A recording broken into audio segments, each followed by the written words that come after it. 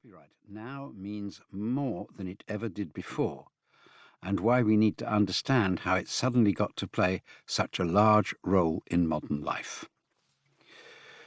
This book explains where the idea was first sown, how it sprouted, developed, and ramified over centuries, and then, in a short space of time, was transformed into the biggest money machine the world has seen. Yet nobody noticed. In earlier times, changes to copyright were made amidst loud and eloquent public debates in which the great minds of the age took part. In England, where the whole story began in the late 17th century, John Locke, Daniel Defoe and Alexander Pope, and then later on William Wordsworth, Charles Dickens and Thomas Macaulay were all involved in the making of copyright. In 18th century France, the playwright Beaumarchais, the mathematician Condorcet, and Denis Diderot, who directed the first comprehensive encyclopedia, took up clear and public positions. Many of the great writers of the 19th century, notably Balzac and Victor Hugo, left strong marks on the development of copyright law. But in the last 50 years, copyright has spread over the globe without noticeable intervention from philosophers or from poets, and with almost no public debate. Who among the creators of today and who among the consumers of their works has heard of the Geneva Convention for the Protection of Producers of Phonograms against unauthorized duplication of their phonograms? Of United States Code Paragraph 107? Or of TRIPS? Or of the Digital Millennium Copyright Act? Or of the CTEA?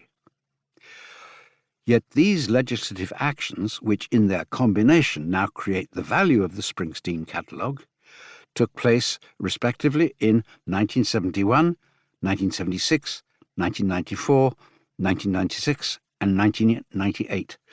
That's to say, some time after the singer from Asbury Park first picked up a guitar.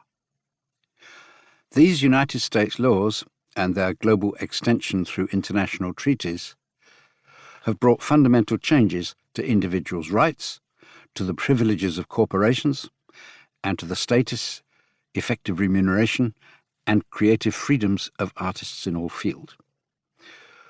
Why have we heard barely a squeak from any philosophers, poets, musicians, or creators in the vast range of disciplines to which these new regulations apply?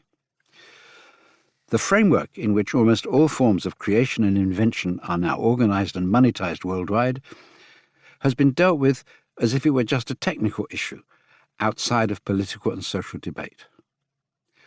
But it is not too late to ask whether the resulting situation serves the legitimate interests of those who consume the products of other people's minds, as we all do.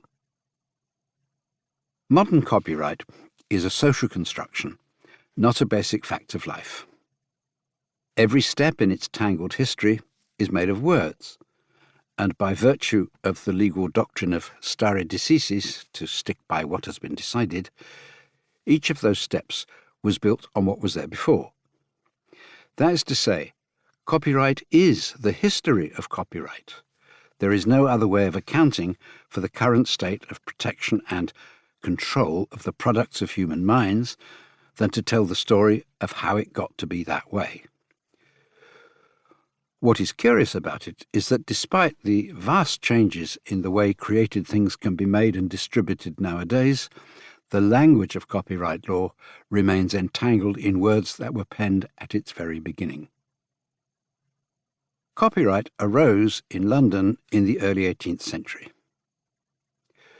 In its first form, it gave the authors of books and their assignees a short-term monopoly on the printing and selling of their works. The types of work allowed such monopolies grew over the following centuries. Then the length in years of the monopolies awarded was increased again and again. Then the scope of copyright was extended, piecemeal, to cover more and more secondary uses, such as abridgments, adaptations, performance, translation, and so on. Objections were raised at each step.